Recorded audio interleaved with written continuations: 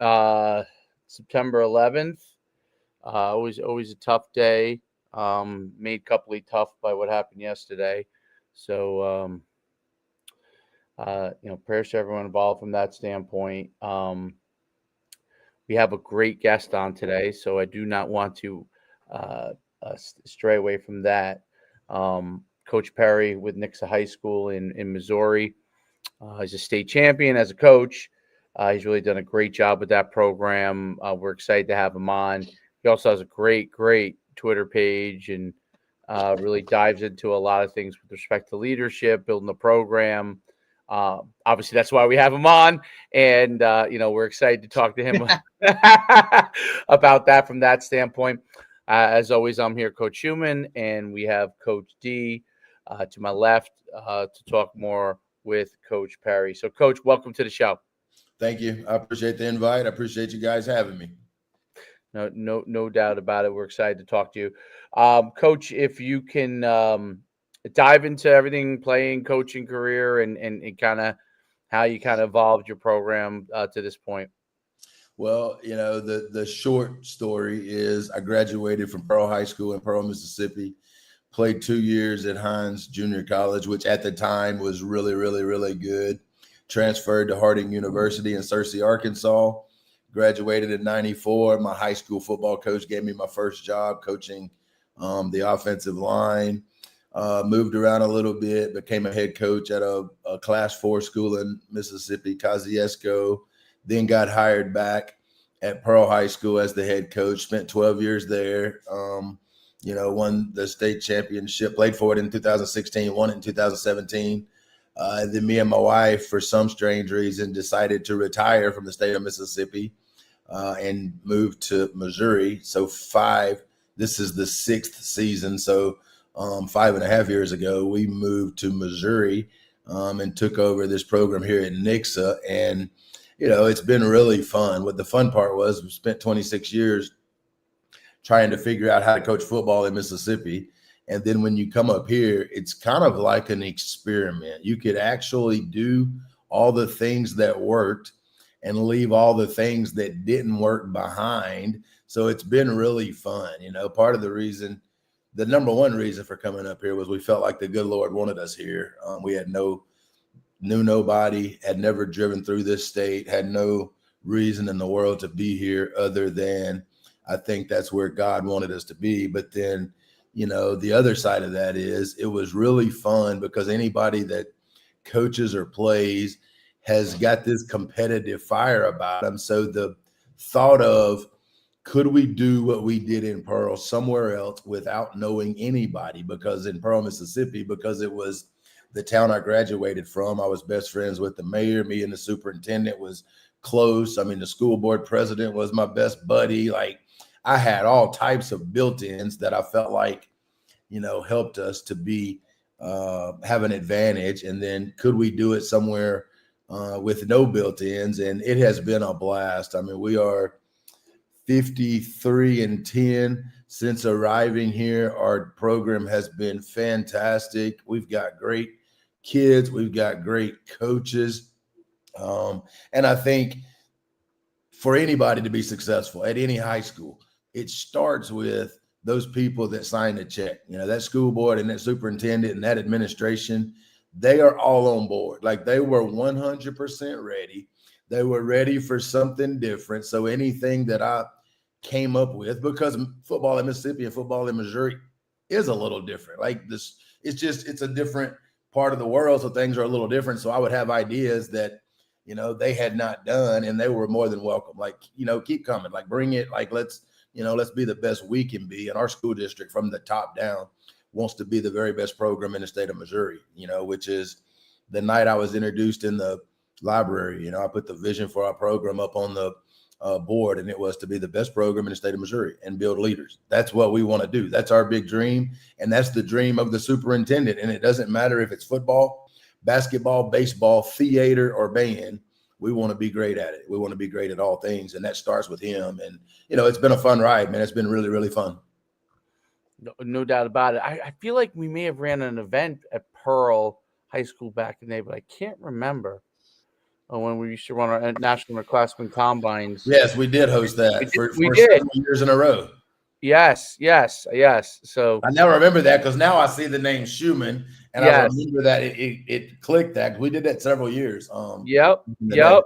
That's why. Yeah, that's what I thought. I wasn't personally there. I can't remember who ran it for us. Was it? I don't remember if it was Dale or if it was Jarvis, but I can't remember. Yeah, But yeah, no, I do remember because you guys had a great program, and that's what it struck me from. You guys had so many great athletes, and I would see half the MVPs would come from the host high school, sure. so because you guys had so many good players. Um, so yeah, it's amazing. I mean, that was back when we were everywhere. We're Yep. literally everywhere. Um, it's amazing what you did at Pearl because I do remember that, and going to Nixa High School and coming over to Missouri. Now, did you get hired from Pearl to Nixa, or did you? Oh, okay, okay. Out of the blue, was that Well, at? I had a good friend that had spent 25 years at Starkville High School in Mississippi. Okay, He had retired, went to North Little Rock High School in Little Rock, Arkansas, and then he had come over and interviewed for the job. He was looking to go to his third state and get his third retirement check going. So he just saw it posted and came and interviewed. Well, I had his son on my staff. His son was a rookie coach for me, fantastic. So we were friends. On his second interview, when they offered him the job and he and his wife went up, he started calling me that weekend saying, "Man, I don't think I can take this, but I think this would be a great job for you." And my immediate response was, "I'm not looking for a job, and I'm at my home." Right. I'm like I'm planning on running for city council. Like I'm not even like the thought of moving's not even a thought. You know what I mean? So, and then he finally turned it down and mentioned to them because he wasn't sure. Like when you have an out of state coach that Right. kind of courts you and then they let you down, would they even consider going down that road again? Instead of just hiring somebody semi-local. And we got in touch, had a conversation. They were open, and honestly, me and my wife thought we were going to take a trip to Nixa, Missouri on the school system and just have a little weekend vacation. And when we got up here, we kind of liked it. There were so many things. My daughter had just graduated Mississippi State and had taken a teaching job in Chicago because they'd pay her $60,000 instead of $35,000. I had a son that was going to be a ninth grader. That's a theater star. They were fixing to open a $19 million theater on campus. That was weird. And it just, as we started thinking about it and praying about it, it just felt like that's what we should do. And, that's what we did, man. Like I came home from that weekend visit, walked in the weight room. Our coaches and our kids were working hard. And I just stood there and watched them. And I called my wife and I said, they can do this without me. There's no doubt in my mind. Like, it may be time to go do it somewhere else. And we left it up to our son. Like, you want to go or you want to stay? We'll do either one you want to do. Right. And he was invested in being the very best theater star he could be. And when he investigated it, he's like, I want to go. I think it'll be better for me. And, he just started his sophomore year at the University of Cincinnati, which is one of the top 3 theater schools in America. So I would say that it worked out pretty well. That's fantastic. Wow, That's amazing. Great story. That's really, really an incredible story. I mean, you don't hear that much in coaching, you know what I mean? Because a lot of times people are where they live and they don't move. And if they do move, they go to like Texas or Georgia or Florida, right? Like, yeah, it's crazy. And I still get the phone calls from my parents, like, boy, it's time to come home now. That's enough of that. Like, when you bet on homes, I do get a lot of that. But I'll also say those because my wife was able to retire from the educational system too. So those 4 checks are nice. It's nicer than 2 checks. So it's been a blessing in many ways. That's also a good strategy. We put that out there as a short right there. That's a good strategy. I already made a note. Yeah, I'm sure. Yeah, exactly. So going from Mississippi to Missouri, what were some of the differences in players, and then also from a coaching standpoint? Like, what is there a difference what did you find when you first came on campus? I think the first thing was the way school was structured. In the South, athletics is almost 100% during the day, right? Like you have, like we were on the block schedule and we would have football last period. You could have junior high, earlier in the day. Like it was just structured. Coaches would teach half a day and be out the last half of the day, for planning and for football. And that's pretty common, whether it's Texas, Mississippi, Louisiana, Alabama, right, Georgia. But when you come up here, it was structured different. Like it was very much an after school activity. You teach all day long and you do football after school. And, that was probably the biggest difference. And we have moved athletics to the last period of the day. And, like we have trended more like the South than not. And I think other people now are doing some of the same things that we're doing. And, I think that was the biggest difference. There's probably more speed, in Mississippi as far as, athletes go. Coaching is coaching. You've got places that have fantastic coaches. You've got places that, are under coaching, just like you do anywhere else in the world. You run into real fast up here a program called Web City that, is run by John Roderick, who is the third winningest coach in the United States of America. And, somebody says, how does Mississippi ball match up with Missouri ball? Well, it depends on who you play. If you play Web City, it's going to match up really well, right? Because they're going to play anybody, anytime, and they've won probably 20 state championships in the history of that school. So, you got a little bit of it all. What did come out quickly was football is football. Like we sometimes as coaches can overcomplicate this process, man. It is about blocking and tackling, hanging onto the ball and taking the ball away. And, we sometimes can make things a little more complicated than we should. And, once we started diving into the football portion of it, things took off. And, and as the good Lord, works, he has blessed us with some really good players. I mean, we have the number one player in America right now in our school district. Well, I didn't know that. I didn't know he was a seventh grader when I moved up here, like I had never heard of him. But we have some really good players. And, as you well know, you can be the greatest coach in the world. If you ain't got no players, you're probably not going to win a whole lot. Absolutely. There's no doubt about it. It's interesting when you move from one state to the next, and you kind of look for what are the similarities of where you were before, what are the differences, where you got to fill the gaps. It's the commitment to football, and administrations have a commitment to football. That's always the key to success, no matter where you are, whether it's the South, North, West, or East. It's like if the administration is committed to helping you get an opportunity to succeed, no matter what the scheduling is, you're gonna be in a good position. I got a funny one. Yeah. I got a funny one for you. When you think about a difference, in Mississippi where I was located, JV ball was like you scheduled a few, but you tried to cancel most of them. Like you look for a way to get out of it because Mondays are long anyway. And there was no kicking game involved. So we might play 3 a year and it wasn't very important. And it was important to nobody. Well, I come up here my first year and I'm going to do things like we do in Mississippi, and JV ball wasn't important.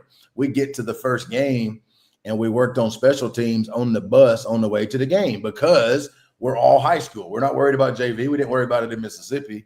And we get trashed. Like we get trashed. And then I get an email from a parent soon after that was about this long. And it talked about how terrible a coach I was. Like how terrible, how terrible the kids were prepared, how terrible, and I just, like anybody else, my first response was I wanted to, like take a picture of the state championship ring and send it to him. Right. But my second response was I have learned is I read it again, and I thought about it and I said, what can I learn from that? And so I just sent back, man, I appreciate the feedback. I'm going to get better. And I set up a call the following weekend with Chris Yeager at Mountain Brook High School. And I said, coach me up on JV football. How do you do it? What do you do? How? And I'm going to be honest with you. We lost a JV game last Monday night. It's the first JV game we've lost since September the 14th of 2022 because we changed the way we did it because it's important up here. It's a 9-game schedule. You got all kicking. Yep. Like, it's the real deal. So, like, I had to adapt, right? Like, I took that email and just thought, and now me and that guy that sent that email are really good friends. Like, I just think sometimes our egos get involved, and when we take criticism, our ego flares up, and we lose every opportunity to learn from it when it does. And I had come far enough along in the leadership journey that, man, there was a lot of truth in what he was saying. Like, I got to own that, man, and I got to be better than we were, and we did. We got better and hadn't lost many games since, but that was a big difference. Like, you don't know what you don't know. And my first day on the job up here, another thing that I've learned to do through the years was, who do you associate with? My first day on the job up here, I went to Webb City and I spent the entire day with John Roderick, and I said, man, coach me up. What's it like in Missouri? Like, how do you do it? Like, because we start school ball in the 3rd grade, right? 3rd grade, 4th grade. Like, how do you run?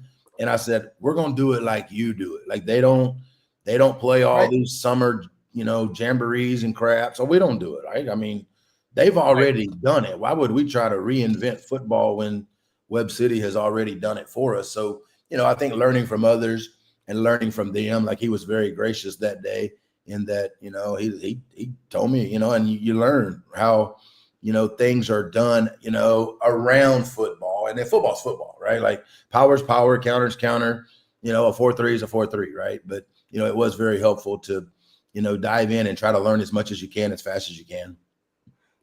There's no doubt about it. Everything has its nuances, and like, what's important in one place is may not be important in another. But you're right about the keeping the main thing as far as, like, block and tackling, making sure you understand your assignments, like that's the key to having success. Like, everything comes back to that. Eventually getting turnovers and and then not giving turnovers and not having turnovers. Those are the things that become real important, and then everything starts from there, and then it moves out, right? Then you can get into all the fancy offenses you want if you got all the balanced the main things taken care of, blocking, tackling, taking care of the ball, and go and getting the ball. Like, you could do all that stuff, and then you can run all the blitz schemes you want if you got guys that could do tackle, right? So it is an important thing. Did you have to what was Nixa like when you first got there? And then there was were they good when you first got there, or? They had been, the 5 years previous, they had been 26 and 29. Okay. So what did you have to change there as far as from a mindset standpoint within the community and the players in order, and were there any things you had to do even at the youth and middle school level to start to build the program? What were some of the things you had to do there? I think the first thing was to actually set a vision big enough and bold enough that it intrigued them as to, can we do that? Like, it put the thought in their mind. And then, it was to build belief in them that we can do it. And when you start off, it doesn't matter if they believe. What matters is, do they think I believe? So when I stand up there and say that we will play for a state championship, we will be the best program in the state, it doesn't really matter. Like, there were a lot of people in that audience that night, coaches included, that thought I'm an idiot, right? But what they did know was that I was 100% believing what I was selling. Like, I believed in what we could do. And over time, the very first year, the second ball game of the year, we played Joplin, who was they had played for a state championship the year before I got here. They were ranked 1 or 2 in the state, and we beat them that night. And, that was the start of the fire that, maybe we can. Like, maybe he's not full of crap. You know what I'm saying? Like, right. I think the vision and the belief is where you have to start. And then, to me, it comes down to, what do you want? Right now, what do we want from a result standpoint? We want to be the best program in the state of Missouri, and we want to build leaders. Okay, so now, what are the behaviors that we must acquire to do that? That's my job, to teach them the behaviors that needs. And some of those behaviors are to be tough. We weren't tough. So the Joplin game, the best player on the team didn't come to practice Monday because he wanted to go, get checked out at a doctor or something. Well, that's the way things had been done. Well, if you do that when I'm here, you don't play, period. Like, you're out. So He sat, we won the ball game. He never missed another practice. He's the Mike linebacker and team captain at Pittsburgh State. Like, we're going to be tough, like we're going to compete.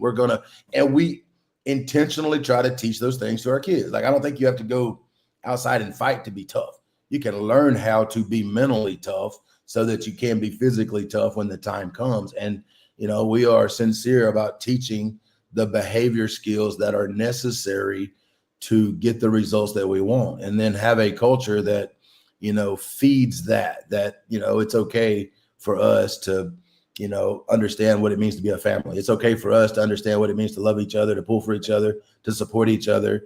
And then from that, going back to football's football, right? Like, I don't know, there's lots of coaches in the world that have a lot more sense than I have when it comes to X and O's, you know what I mean? But it's not what it's how they perform when they get out there on Friday night. How hard are they going to play? How resilient are they going to be when something bad happens? How are they going to, and we teach mental performance to our kids. Like, I went and got certified as a mental performance coach because I found the value in it after COVID because of the number of issues we started having with kids. So I went and got certified through Brian Kane. I got one of my coaches certified through Brian Kane. And the first group we took through mental performance training was our parents. They got the most influence on our kids other than us, than anybody in our program. So we took them through it. Then we started taking the kids through it. Now it's led to, we've hired a mental performance coach, Angie Wiley, that works with our kids. She'll be in today teaching mental performance at 2:00 to our team. And, we're all in, man. We want to give them the best opportunity that we can give them to be successful in life. And if y'all know this, man, like, life is hard. That's one of the certainties. And there are going to be bad things happen. We want to make men that can, have a wife and raise kids, and that can get up when they get knocked down. And when the fire gets hot, they can freaking, handle it. And it's the same thing in football. Like, we're going to have bad things happen Friday night, but our kids, man, they're going to roll on to the next play. Like, they have learned how to, park any distraction, kind of as I heard Nick Saban say one time. Nick Saban thought about it as if he was looking through a straw. Like, he was so singularly focused on what he was doing. That dude probably don't know what Twitter is. He might now, right, that he's on game day. But, like, our kids have learned how to, like, let's dial in on what we got to do. You know what I'm saying? And then outside of football, it is what it is, right? But I think the behavior skills part, the teaching them how to, I think, has been instrumental in, how our kids perform on Friday night. I think that's definitely a key, being able to be narrowly focused on what you got to do to, you have the big vision of where you want to go as far as a program, but narrowly focused on the things that you have to take care of right now. It's very, very important to be the way. I mean, Nick Saban's obviously, one of the best from that. It's like, you can't allow one play to affect the game. You can't allow two plays to affect the game. You gotta move on to the next one, and not allow. I think the biggest thing with kids too, especially now, right, with more and more like different distractions, is that the ability to be able to be coached up and realize that this is important for you to stay focused. Like, I'm not having this conversation with you or getting on you because I dislike you. It's because I want you to understand what you've got to do to be successful. And I think that's I think that's starting to make a little bit of a comeback too. By the way, I don't know if you're seeing that. Like, I'm only I coached high school for 20 years, but I'm only coaching youth now, my son's teams, and I noticed even there that they handle it well. They handle it really well. They want to understand what they have to do. They want to get pushed back into focus, because their default mode is unfocused. So when you you pull them right back in, they're like, okay, this is time to focus. When you're outside of here, and if you're playing video games or whatever, and that's what you want to do, and your parents allow you to do it, that's. But when you come into the field, we have to stay focused on what we need to do. And the better you are, the higher quality your focus is. I always tell them, like, we don't need to run the play 5 times. Your focus is really good. We could run it 2 times. Yeah. And I see it executed right. I know that we know how to do it. We rep it one more time to make sure we got it, and then I can move on to something else, right? But if you want to be on focus, we're just gonna, I need you to focus and do this thing correctly before we move on. And I think they understand that more. And then when you drive it home, they do better with that. I think it's starting to move a little bit away from the whole, like, oh, you've got to be uber friendly because to the kids, because the parents are now realizing that has a bad effect on everything they're doing. Not just sports, right? Outside of it, what ends up happening when something tough happens to them in life.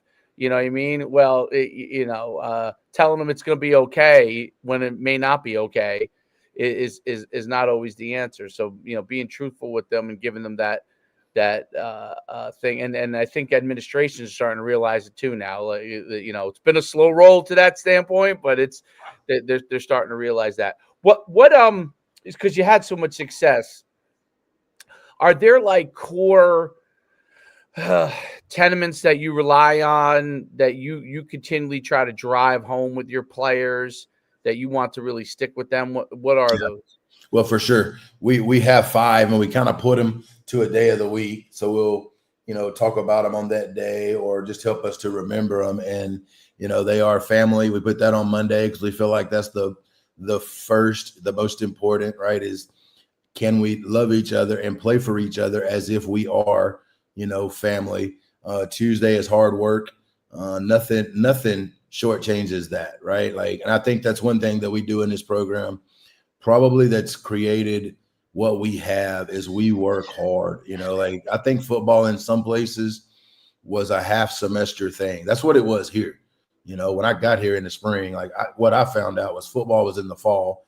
Everything else was in the spring, and you didn't mess with it until, summertime rolled around. Well, we mess with it every day. Like, we are going to work hard. Hence the reason why that's going to be one of our core values. Wednesday's going to be commitment, how to stick to, how to be there no matter what. And Thursday's positive attitude. We're always in control of that. And Friday is tough, just tough. And I keep on my phone, I didn't know this at the time, but David Goggins keeps the same clip on his phone, and I have for years and years and years. That clip of Rocky 1 where, Rocky stands up and, his trainer's telling him to stay down, and Rocky waves him on, and Apollo drops his head, shrugs his shoulders, right? Like, that's what I want us to play like. Win, lose, or draw. I just want you to know that you've been in a fight and that we're not going anywhere, and we're going to be here for as long as you want to play. We're not gonna cower down or run from. And those are our 5 core values, and we teach those in the summertime. A coach will present on one of those every week. We'll do a core value lesson, then we'll turn around and do a mental performance lesson on another day. And our kids know what they are because we use them. And I think the number one role of leaders in general is solve problems. If you can't solve problems, are you really a leader, right? Are you really? So if we have a problem, let's say somebody brings up, man, our kids aren't focused. Well, we're going to try to solve the problem.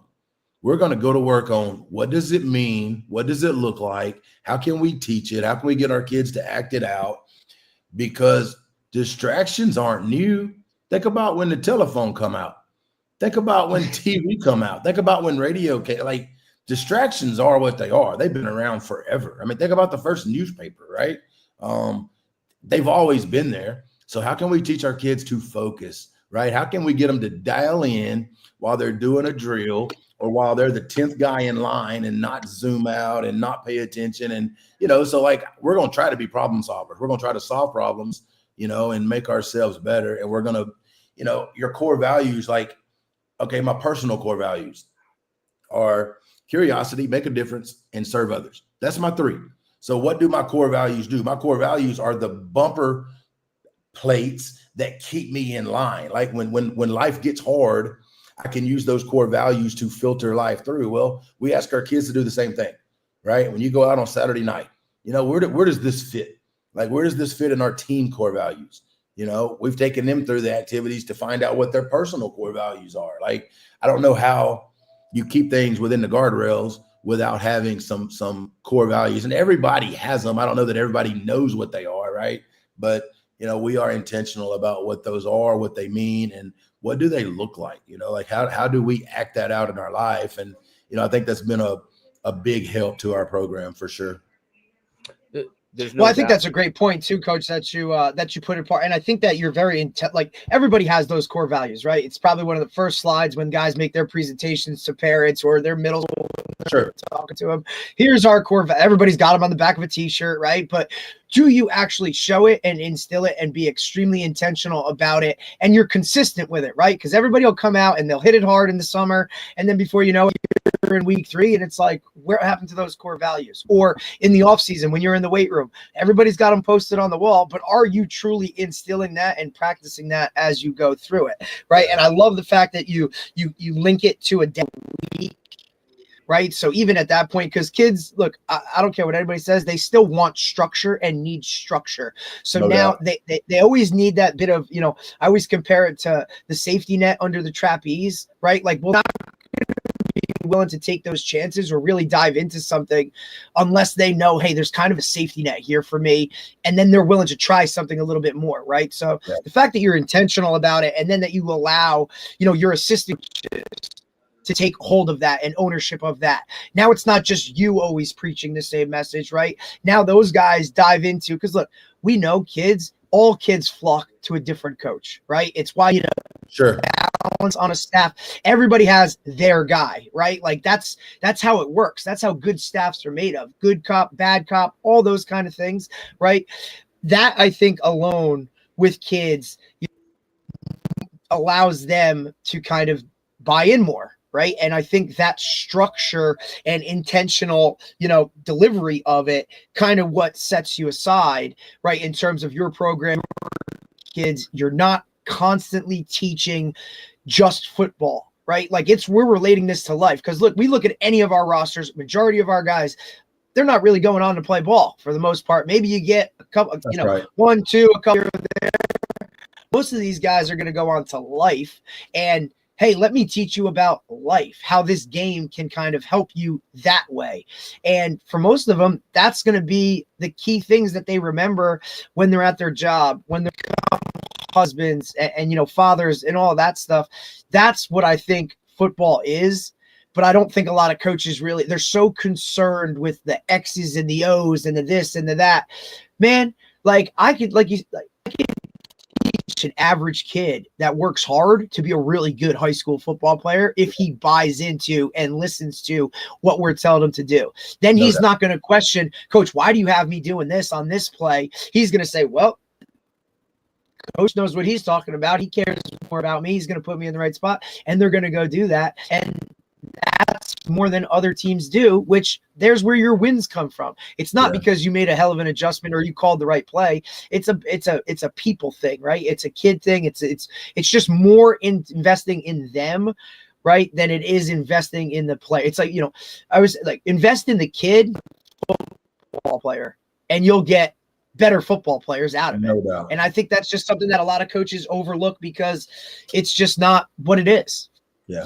Well, I had a coach that I had kept most of the coaches that were on the staff because I didn't know anybody in Missouri. So I just kept them and, became good friends. And one of them that, was one of my favorites that I'm still good friends with today. Somebody asked him one time when I was standing there, what's the biggest difference in the program now and, before? And he said, our kids are free to make mistakes. Like there is no fear of failure.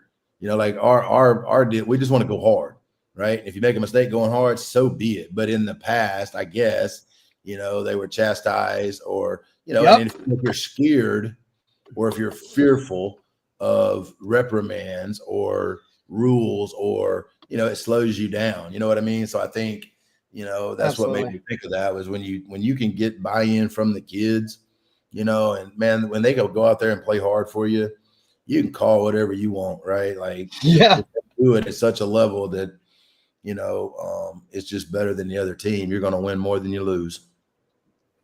No doubt about it. I think that's part of the whole buy-in process and everything like that. That's critical. Recruiting wise, I'm curious. Have things changed from in the last several years for you guys? No matter what the level is of players that are being recruited, and what are some of the things that you've seen now in the last couple of years? Well, I felt like when I got here, Southwest Missouri was probably under recruited because of the population, right? You can go to Kansas City or St. Louis and just see, Everybody. 10 times, 100 times more kids. But, like we have had some really good players, right? We have the number one player in America right now. So, every coach in the United States of America has been through here in the last 18 to 24 months, and we have a lot of kids. Like the one thing you do have in Missouri, you have a ton of NAIA Division II schools that are really good. You take Northwest Missouri State, you take Pitt State, you take some of these, programs, Division II, NAIA Division III. We have a lot of those, and we have a lot of kids that get the opportunity to play. So we have had, just like anything, the more you win, the more people come around, right? Because I know this from coaching 2 years on the junior college level that if things are comparable, I'm going with the program. Like I'm going with the program kid. The kid has been in the weight room. The kid has been in the program with a great coach. The kid has played all 4 years under, a guy that I trust. Like if all things are the same, I'm going with the program, instead of the lone wolf that, may be a great athlete at a small school or, it is what it is. So, our kids, and since I've been here, like we've had great success with our kids going, sticking, playing, and contributing, and not coming home, and I just know when I got to Pearl, the knock was, we're not going to come over there and recruit because the kids are going to quit. Right. Well, right. When it's not important, yeah, they'll quit. But when them jokers are in the program and they understand in the 9th grade how important it is even here, then when they go to college, there's not, like our kids come back and the say, gap. Yeah. There wasn't a gap. Like we run the crap out of them. We do a lot of things. Right. They're so prepared when they get to that level. It's not just because look, either way, irregardless, high school to college, it's shell shock, right? But it's not such a shell shock where they're like, I'm out of here. No doubt. No doubt. Giving them the off the field skills to deal with a lot of those things, being away from home and having to maybe be a scout team player when you've been the starter your entire career, right? Those things, I've always thought that the job of a head coach is if the kid says, I want to play college football, you prepare him to play college football. You can't just send him to the Wolves and use him up in high school and not prepare him for kind of what that is. I've said it on the show like many times. If a guy tells me you want to play college football, I'm going to coach you a little different, right? Like you're going to think I'm quote picking on you because I am nitpicking because you want to get to this level and this is what it's going to take when you're at that level, right? And if you tell me I don't like that, then all good, buddy. But like, I'm going to coach you different because I have to get you prepared. I don't want you coming back, right? Like I know I'm going to get that phone call after camp going, coach, you were right. This hard. Like, yeah, man. Like, but you're prepared because I'm sure you're looking around at other guys that from that incoming freshman class that are like, they're not prepared. They don't even know football, right? But you've been held to a standard within your high school program, whether it be in season, that you get it more than the other guys around you, right? That's the one thing I love too, is when the guys go off to college and they come back and they're the leaders of that group, right? That incoming freshman class, they kind of go to the top because coach, you prepared us for this. Like that to me is what coaching is, that those guys are there and they're not just another guy or they're not coming home or they're not a problem for that coach. Because look, you send one guy to the wrong school and he doesn't do the right thing, college coach is never come to your building again. Right. So I'm also not going to lie about who you are. Right. If that coach asks a question, I'm going to tell you. I'm going to tell that guy because I'm not burning bridges for the rest of these guys that could get it. It seems like Missouri's terrible too, Dave, like in terms of coach, like you said, you have a lot of D2s, 3s, NAIA. So obviously here in New Jersey, right, same type of thing. We have a lot of Division 3s. The Northeast is flooded with Division 3s. Rutgers is the only big 1A school. we have Monmouth University, which is like an FCS, but if not, majority of our players are they go D3 and they stick it out and they kind of go, and that's the level of it. Whereas, you know, if you're in a Texas or a Florida or a California where it's mainly like 1A or bust, right? Because there's not many of those other options. Right. I think with the way college football is structured now with NIL and with the transfer portal, those quote lower level schools are getting better talent and better players. No doubt. If not, you better be well more prepared now. So because the talent level is kind of trickling down in terms of that level of football. Do you see you see that as well within that, like within kind of your area and whatnot? You see like some of those lower level Division twos, or look, nobody knows what NAIA is. Nobody has a clue. If I said NAIA to a kid out here, they would absolutely have no idea what it is. But at the day, guys, it's college football, and you can get money to play college football at a high level. Yeah. I think that's something that a lot of athletes nowadays, do you deal with that as well in terms of your guys that want to play college football? When you throw it, it's like, hey, this is a Division III school. Do you get the, well, I don't want to play Division III, coach? Is that something that's comparable with you too? Yeah, for sure. And one thing we've worked really hard is to get rid of that. Like, you know, we have Evangel that's right here in Springfield that they actually play their home games on our stadium. Our school is fantastic. Like, we have a huge stadium. We just opened a $19 million indoor that sits right behind the stadium. Like, but what I don't want, and this was year one, I got this, but you know, we don't get this no more. The starting quarterback at Evangel is a kid that played quarterback for us 5 years ago. What I don't want to hear is, you know, I'm too good for that level, or to think you're too good for that level, because, you know, and something we really try to stress. I played at Harding University, and I'm gonna be honest with you, on game day, when we ran out on the field, it might as well have been Texas A&M, right? Because your situation, that's what it feels like. And it doesn't matter where you play.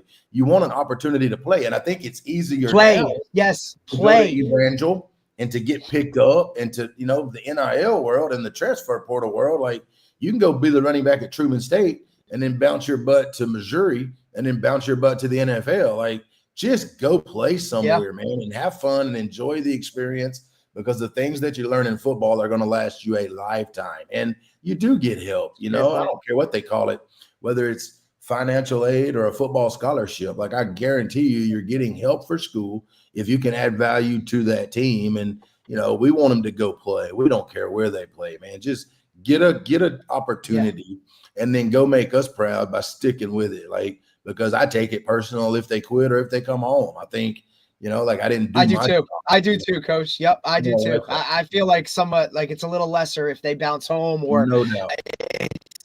because I want to be a part of that process as well, which we've definitely seen. And this is kind of another question, Dave, not to, you know, take over, but, you know, like, have you seen less foot traffic? I know you said in the beginning it was you know, a little difficult because of your area, but now with social media, right? Like, the head coach of a high school used to be the connection to the player. I had to go through a head coach as a college recruiter to get to the kid. Now, with, I mean, they can message a kid. I've had kids commit to places and not even have a clue that they were talking to that school, right? Have you seen that? Is there less foot traffic within the building in your area, coach?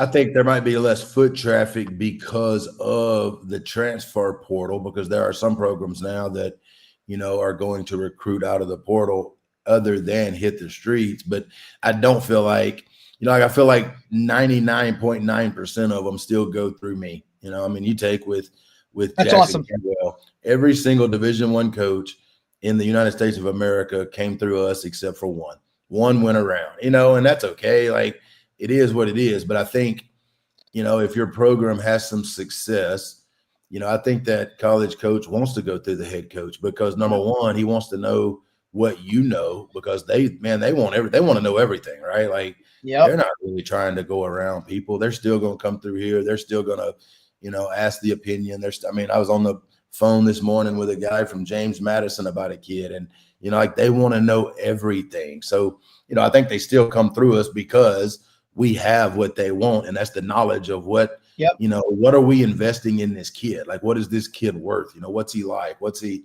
And I'm like you now. I'm not gonna lie to him ever, because if I lie to him and that kid comes home and I knew he was gonna come home, then it makes me look like an idiot, and I don't want to look like an idiot. So I'm honest with him. But we've still had a decent amount. I would think the foot traffic that has weaned a little bit is because some programs are just going to go into the portal and they're going to shop out of it, like Amazon or something, and that's fine. I get that too. It's a great comparison. That's a great comparison. That's funny. Yeah, it's the recruiting part of it is different, but I think you nailed it where you said, find a place where you're going to go and play and get an opportunity to play, because ultimately that's going to be the best chance for you. I think too many players too that have gotten like early offers and stuff like that. I've seen a lot of them go to places that when they were ninth graders might have been the level they were at. I'm saying if you're projecting out, but by the time they were 12th graders, they were just so far ahead of the curve. There was a limit to their development. They go off to a Division I program, sit the bench, because those guys have continued to grow and develop, and then they're back at a school they probably should have been anyway, right? And one of the things, I guess, one of the positive, maybe if you look at it from a positive standpoint of the whole transfer portal thing is, if players are smart, they choose a place where they're going to have an opportunity to play, versus reaching, because in the old days, if you got in and you reached and you kind of really weren't at that level, you still had your scholarship, you're still there, even though if you didn't really play much. But now, they don't want it. Nobody wants any guy that can't get on the field, right? Doesn't matter what the level is. They don't want to recruit a guy that's not going to be able to get on the field, because they're going to have to replace him anyway with someone from a portal, right? So they want to bring in guys that can play at that level. And if somebody develops and is at one level and all of a sudden they really just blossom into something different, then they can move up. And I think that's, even though that's not the traditional way of doing things, and it's hard for some of the coaches that maybe develop a player and they end up moving on. But from a player standpoint, it gives you that opportunity. But I think the other mistake that they make is just because you should never transfer unless you're at the highest level. If you're at the highest level, there's no other level to go other than lateral or down. So if you're not playing, you go into transfer portal, you got to understand that that's the situation.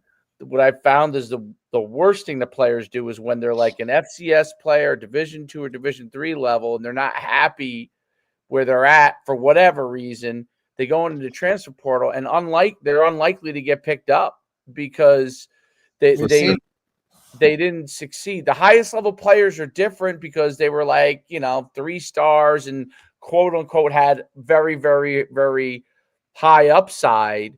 Whereas the other guys did not, and they go into jump into transfer portal. Next thing you know, they're not even playing football anymore, which I just think is a huge, huge mistake by a lot of players. I'm curious. Do you advise your guys on some of those things? Do you talk to them about that? I'm gonna tell you a couple of things that I think. I was against the transfer portal at first, right? I'm stick it out, right? You signed up, go finish it. But I have a kid right now. He's a starting Mike linebacker at Memphis.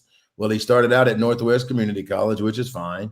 Then he went to Middle Tennessee State, best offer he had, right? From Middle Tennessee State, he goes to Virginia Tech, right? Can't blame him. Bigger school, better program. Damn right.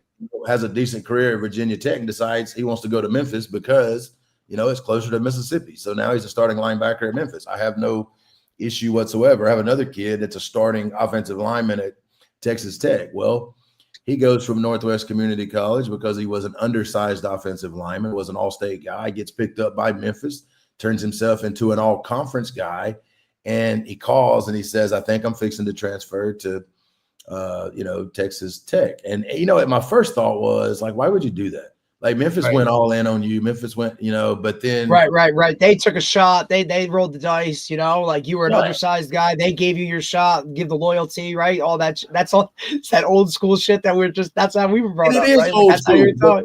the flip side of it is Texas Tech was going to pay him twice as much, right? Yep. And so there you go. Like, how could I advise that kid to stay still, right? Like, dude, Damn right. get it, because he may never make that much money again in the rest of his life. Like Right. most of us, the older 100%. we get, the more money we make. That ain't necessarily true today. Like today, we got 18, 19, 20-year-olds that's making more than they will ever make the rest of their life. And so you can't, you can't disregard that. That's the part of the portal that, I mean, I don't blame them no more. Like, I think you have to, if it benefits you financially to do it, then you should do it. Now, I also think, as I heard, I think it was the guy at Kansas State say that, we like the portal. Now, he's self-talking himself. I know he is, but he says we like it because it makes us be more of who we want to be. Like, we want to be relational. So now you better be relational. If you're one of those cats that scream and yell and cuss, and you ain't fixing to have no players, they're going to get out of there in a heartbeat. So it does make those guys be better. Like, I think it holds the college coaches accountable. That you're not fixing to get them guys, man, that are cussing. It's a great point. You ain't saying it ain't gonna happen, man. That's what when you look at the programs that they have 20, 30, 40 kids go in the portal, there's something going on, and it ain't all the kids. You know what I'm saying? So, and you take the other programs of the world like Iowa State and Matt Campbell, they ain't going nowhere. Them kids ain't transferred nowhere because the relationships, the leadership of the program is fantastic. You know what I'm saying? So I think it's holding them to a higher standard too, which is not all bad.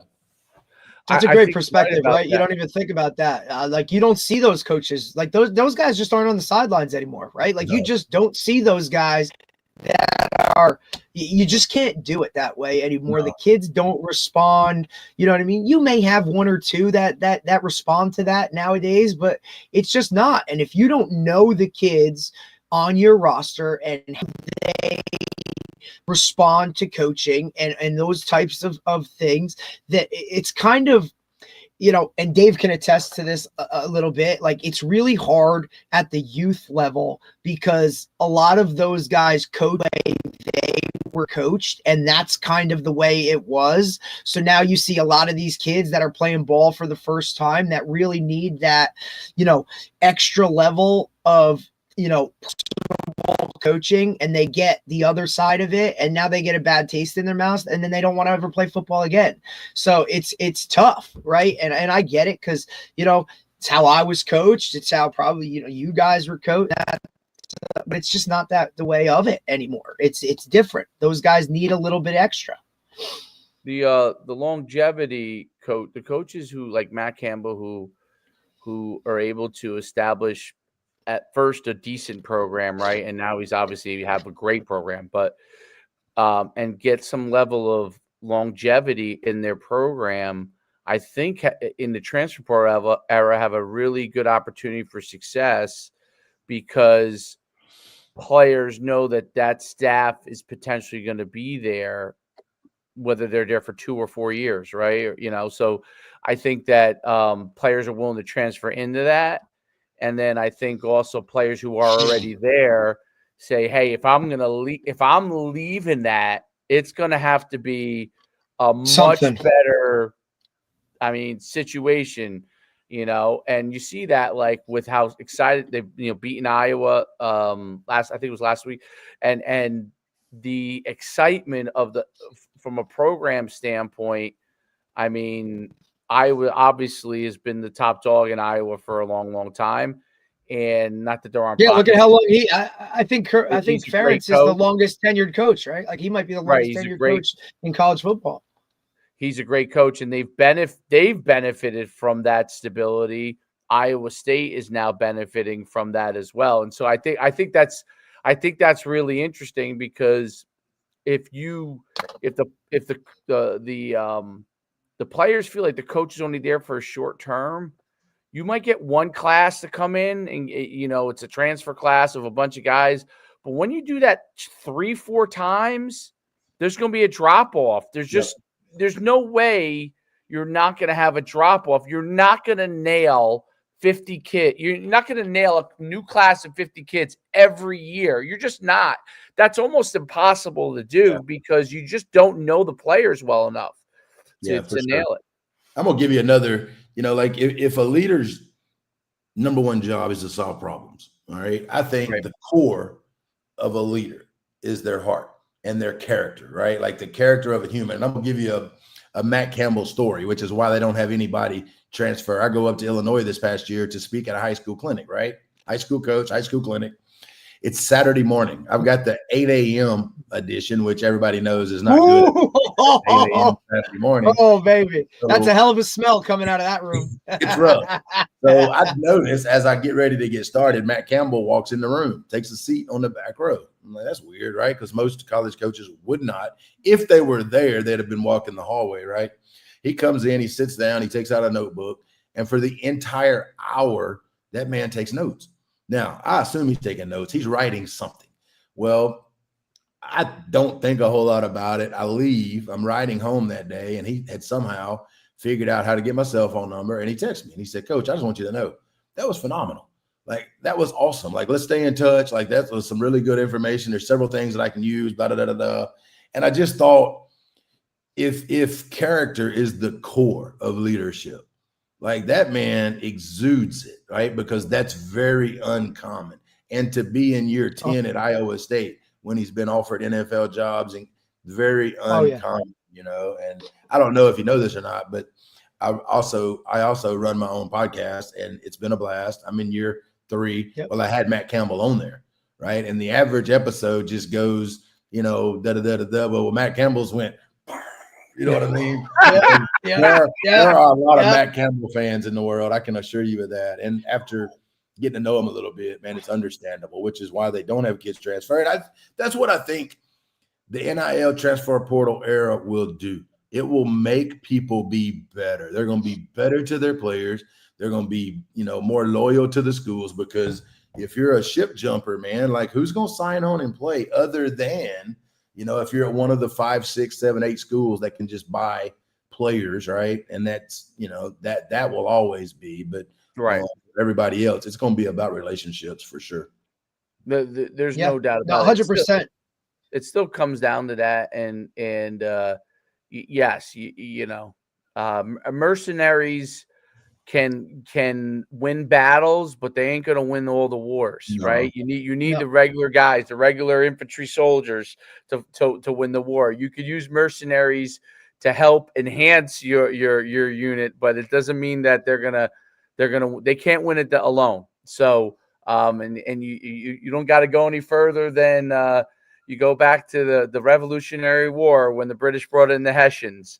Those guys were just, the Brits weren't really willing to fight that war the same way. And then the Hessians saw that and they said, well, shoot, we're mercenaries if they're not willing to fight the war. And that's how you get the American Revolution that can win. And that's a great lesson when you hire mercenaries to come in. Those mercenaries have to be part of a culture. If the culture's real good, then you're going to be good. If the mercenaries are in a culture where it's every man for themselves, they're going to be every man for themselves because they're mercenaries. No doubt. But Coach, it's been phenomenal having you on. I really, really appreciate it. I'm going to check out your podcast too. I'm on your Twitter. It's good. It's good. It's awesome. I got to check that out. Really, really cool stuff. It's hard to have success one time at a place. To do it a second time is a tribute to your leadership and your the way that you lead young men. And it ain't no coincidence when you're able to do that multiple times. So it's pretty awesome. And good luck the rest of the season, and we'll see you real soon. Man, I appreciate both of you guys. I appreciate you having me on. I appreciate the conversation. It was fantastic. If there's anything that I can ever do for you all, man, just holler and let me know. I sure appreciate it. Absolutely. Coach, no doubt, Coach. Good luck rest of the way. Have a great day. Thank you. Appreciate it. Bye. Yes, sir. That was fantastic, dude. Really, really good. I thought it was awesome. Like just to get, I was like looking to see, obviously guests and things like that, and then saw that he had, such success in 2 different states, and to me, 2 different states, right? South, right? Like you're talking, South speed, whatever, all that stuff, and then to kind of, and especially being in like your home.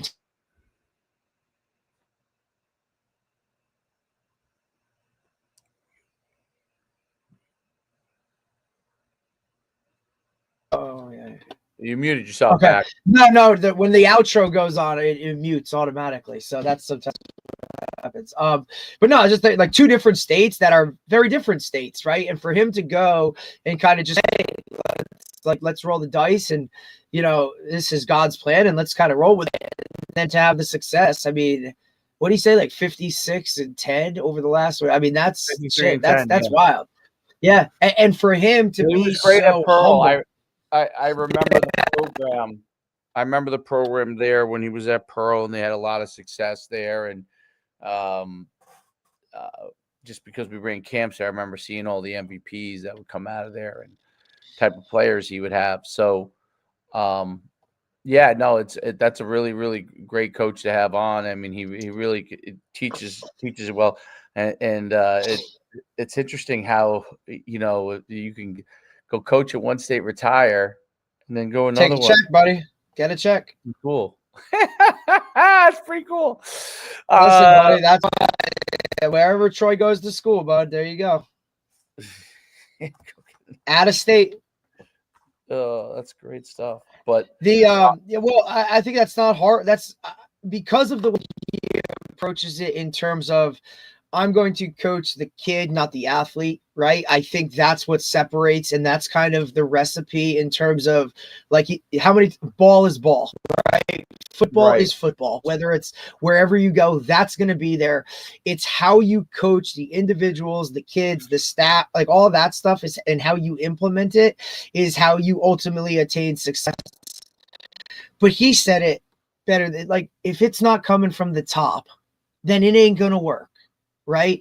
Because he went in there and the administration was all in on, hey, let's try something new. Let's do this. Gave him the full support. What did he just say? They opened up a whatever $1 million indoor. You know what I'm saying? Like, they're all in.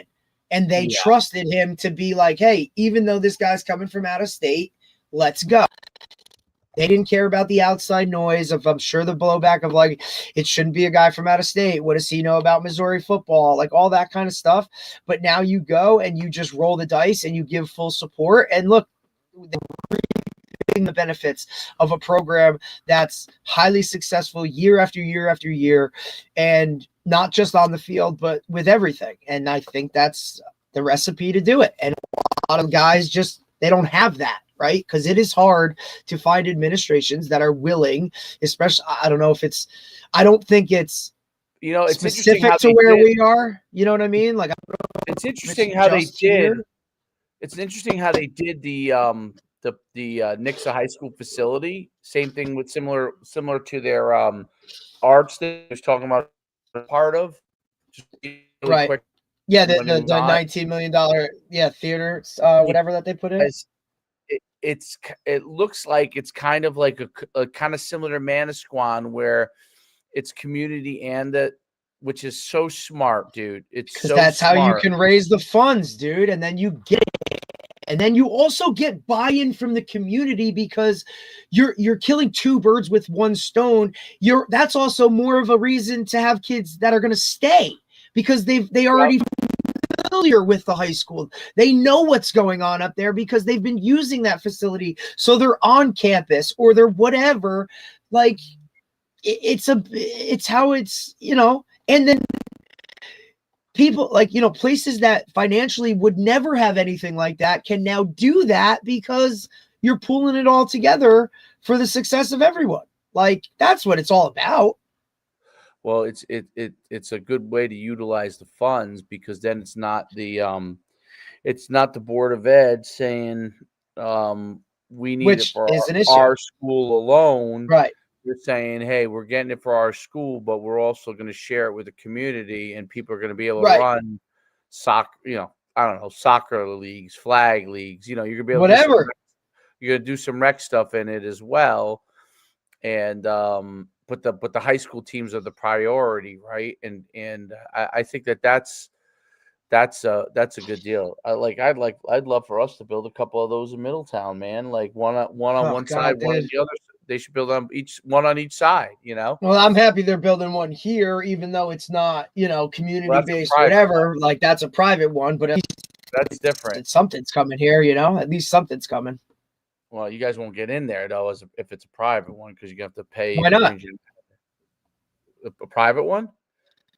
If they're smart, then they'll do a deal with the school itself, just like the ice arena that did the same thing. Like they did a deal with the high school, and now and whatnot. Like, so if you can figure that out, obviously it's different than it being part of the community like Mana Squad, which is phenomenal. Like that's the recipe for it. But look, at least something's coming, right? Because I mean, there ain't nothing else around here in terms of as far as distance wise. I mean, you're traveling a little bit, so. I mean, but I look. That's all.